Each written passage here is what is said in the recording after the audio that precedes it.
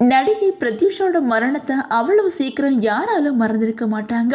காருக்குள்ள காதலர் கூட சடலமாக மீட்கப்பட்ட வீடியோ வெளியாகும் போது ஒட்டுமொத்த மக்களும் பதறி போயிட்டாங்க அப்படின்னு தான் சொல்லணும். 20 வயசுல வாழ்க்கையை முடிச்சுக்கிட்ட நடிகை பிரத்யூஷோட மரணம் நிகழ்ந்து 24 ஆண்டுகள் ஆனாலும் அதன் வலி மனசை விட்டு இன்னும் விலகலை அப்படின்னு தான் சொல்லணும். பல வருஷங்களாக நடந்த இந்த வழக்கில் நேற்று உச்சநீதிமன்றம் தீர்ப்பு கொடுத்திருக்குது. அந்த வகையில் தெலுங்கானாவில் பிறந்த பிரத்யூஷா தன்னோட 18 வயசுல மோகன் பாபு கூட ராயுடு அப்படிங்கிற படத்தில் நடிச்சிருந்தாங்க. அதுக்கப்புறம் ஸ்ரீ ராமாலயா அப்படிங்கிற படத்துலையும் நடிச்சிருந்தாங்க.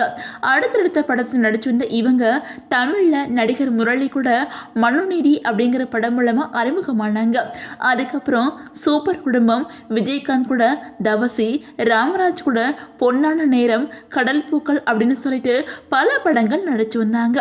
அந்த வகையில் அடுத்தடுத்து படங்களில் பிஸியாக நடிச்சு வந்த நடிகை பிரத்யூஷா சித்தார்த் ரெட்டி அப்படிங்கிறவங்கள காதலிச்சு வந்தாங்க. இதுக்கு சித்தார்த்தோட குடும்பத்தினர் எதிர்ப்பு தெரிவிச்சனால 2002 2 பேருமே காருக்குள்ள இருந்தபடியே விஷம் குடிச்சு தற்கொலைக்கு முயற்சி பண்ணியிருக்காங்க. இதுல சித்தார்த் உயிர் தப்பிச்சுக்கிற பிரத்யூஷா மட்டும் உயிரிழந்திருக்கிறாங்க. இதுல தற்கொலைக்கு தோண்டினதா சித்தார்த் ரெட்டிக்கு 5 வருடம் சிறை தண்டனை விதிக்கப்பட்டு இருந்துச்சு. இதை எதிர்த்து சித்தார்த் ரெட்டி தரப்பினர் ஆந்திர உயர்நீதிமன்றத்தில் மேல்முறையீடு பண்ணியிருந்தாங்க. இதில் 2011 ஆந்திர நீதிமன்றம் அவரோட தண்டனையை 2 வருஷமாக குறைச்சு 50,000 ரூபாய் அபராதம் விதிச்சிருந்துச்சு.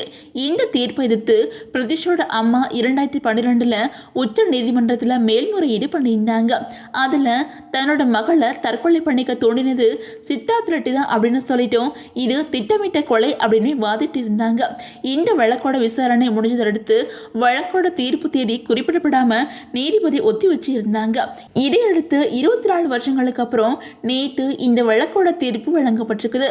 அதுல சித்தார்த் ரெட்டி குற்றவாளி அப்படின்னு தீர்ப்பு கொடுத்திருக்கிற நீதிமன்றம் 4 வாரங்களுக்குள்ள அவர் சரணடையணும் அப்படின்னு உத்தரவிட்டிருக்காங்க.